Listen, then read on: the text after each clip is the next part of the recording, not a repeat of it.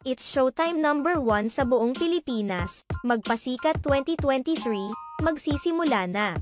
Sa pagbabalik telebisyon ng It's Showtime, matapos ang pagkakasuspinde sa loob ng 12 days, nasaksihan ng mga madlang people ang pagkorona sa kauna-unahang Mini Miss You. Sa araw ding ito nakakuha ang It's Showtime ng 6.9% audience share base sa data ng Kantar Philippines National TV Ratings. Mas mataas ito sa mga nakuha ng katapat nilang noontime show na EAT at Eat Bulaga. Sa kabilang banda, simula ngayong linggo, mapapanood na ang It's Showtime sa mas pinaagang oras. Mapapanood ang nasabing show, 11:30 AM ng Lunes hanggang Biyernes.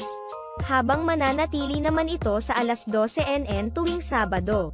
Inaasahan din ngayon ng mga netizens ang nagbabalik na magpasikat na opisyal na magsisimula sa darating na November 6, 2023. Ito ang matagal nang hinihintay ng mga madlang people ang Magpasikat 2023, bilang pagsiselebrate nila sa kanilang nalalapit na 14th year anniversary.